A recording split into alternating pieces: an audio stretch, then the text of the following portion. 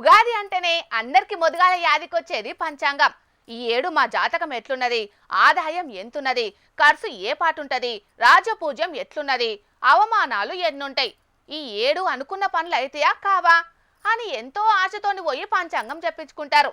ఇక అట్లా ఇవాళ రెండు తెలుగు రాష్ట్రాలలో ప్రభుత్వాలు, రెండు తెలుగు రాష్ట్రాలలో అన్ని పార్టీలు పంచాంగ శ్రావణాలు చెప్పించుకున్నాయి. మరి ఆ ముచ్చట్ల మీద నజరేద్దాం పాండ్రి. ఈ సంవత్సరానికి అధిష్టాత మంచి గుర్రములచే ఉన్న రథంలో 4 భుజములతో అభయ వరద హస్తములతో పరశువుతో అగ్నిశిఖతో వరుణ వాయుదేవులతో లోకహితమై చర్చలు చేసేటువంటి నర్యాపసహ అనే పేరు కలిగినటువంటి అగ్నిస్వరూప రుద్ర శంకరుడే ఈ సంవత్సరానికి అధిష్టాత. ఆ రుద్రుడు శివుడై ఈ తెలంగాణ ప్రజలందరినీ కాపాడుగాక. వేములవాడ రాజరాజేశ్వరుడై యములాడ రాజన్న ప్రజలందరినీ సల్లంగా కాపాడుతాడట. మరిగా ఏడు ఇంకెట్లున్నదో కూడా ఇనుండ్రి. పరాభవనామ సంవత్సరంలో ఆధిపత్యం కోసం పోరాటాలు జరుగుతాయి. ఏ ఆధిపత్యం?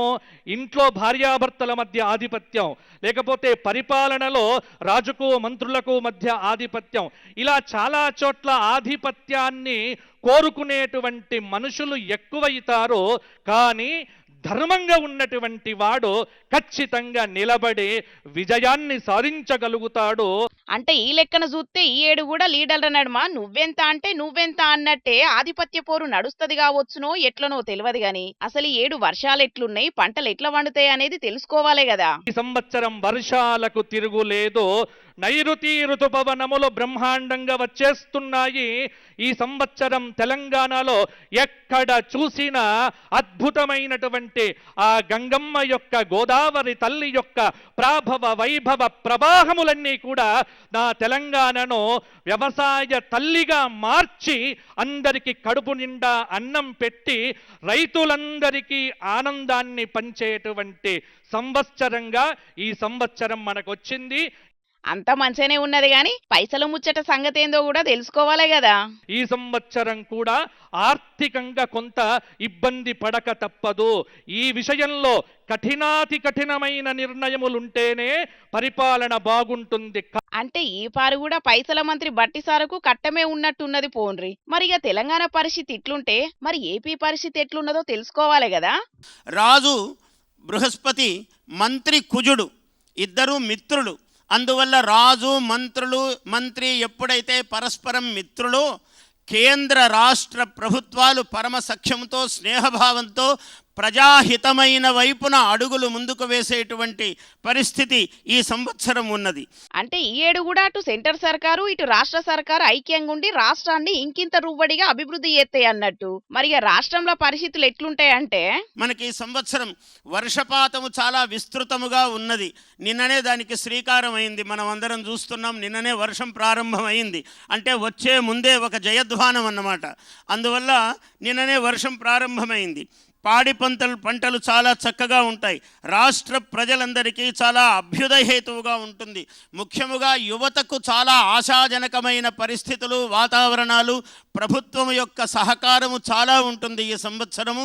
అలాగే జగల్లగ్నము వృషభము కావటం వల్ల స్త్రీలందరికీ కూడా చాలా అభ్యుదయహేతువుగా ఉంటుంది ఈ సంవత్సరం. మొత్తానికైతే రెండు తెలుగు రాష్ట్రాల సుతం వర్షాలు దండిగా పడి పంటలు మంచిగా వండుతాయట. అట్లనే యువతకు మంచి ఉద్యోగ అవకాశాలు కూడా ఉంటాయట. ముఖ్యంగా రాబోయే రోజుల్లో మహిళలకు మంచి అవకాశాలు వస్తాయట. రాష్ట్రాల పరిస్థితి ఇట్లుంటే మరి రెండు తెలుగు రాష్ట్రాలున్న ప్రధాన ప్రతిపక్ష పార్టీల పరిస్థితి ఎట్లున్నదో కూడా అరుచుకుందాం ఉండుండ్రి.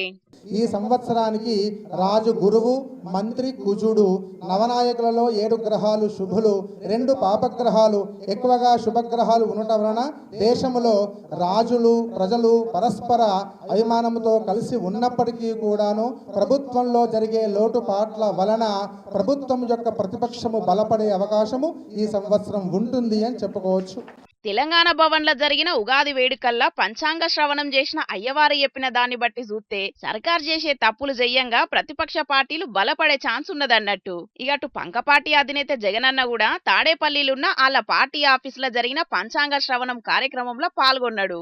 పరాభవనామ సంవత్సరానికి అర్థం ఏం చెప్పారయ్యా అంటే పరాభవాబ్దే రాజాన ప్రాప్నువంతి పరాభవం భవంతి క్షుద్రధాన్యాని ప్రభూతాని సువృష్టయః. పాలకులందరూ కూడా తరచుగా పరాభవానికి గురి కాబడుతూ ఉంటారు. చిరుధాన్యాలు విశేషంగా ఫలిస్తాయి. ఇది సువృష్టికరంగా ఉండేటువంటి సంవత్సరము అని పరాభవనామ సంవత్సరానికి ఫలితంగా మనకి శాస్త్రం చెప్తోంది. అట్లని పాలకులందరూ పరాభావం పొందుతారని కాదట. ఎవరైతే అహంకారము, గర్వము, స్వార్థము చూపుతారో వారు ఖచ్చితంగా పరాభవాన్ని పొందడానికి అవకాశం ఉంది. నీతిగా నిజాయితీ గుండోళ్ళు మాత్రం విజయాలు సాధిస్తారట. మరి ఇక దేశంలో పరిస్థితులు ఎట్లుంటాయనే దాని మీద గిట్ల చెప్పిండు అయ్యవారు.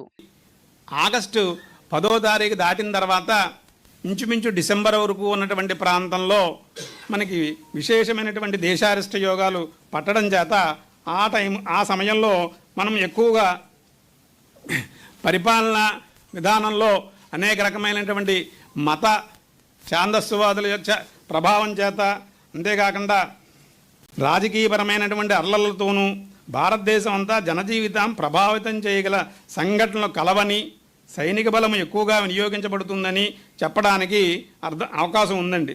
దేశంలో చిన్న చిన్న అల్లర్లు జరిగే అవకాశం కూడా ఉన్నదట ఈ ఏడు. మరి ఇక దేశంలో పరిస్థితులు ఎట్లుంటాయో ఏందో గాని మొత్తానికైతే అందరూ సుఖ సంతోషాలతోని, అష్టైశ్వర్యాలతోని, ఆయురారోగ్యాలతోని వర్ధిల్లాలని మన జోర్దార్ తరపునైతే కోరుకుంటున్నాం.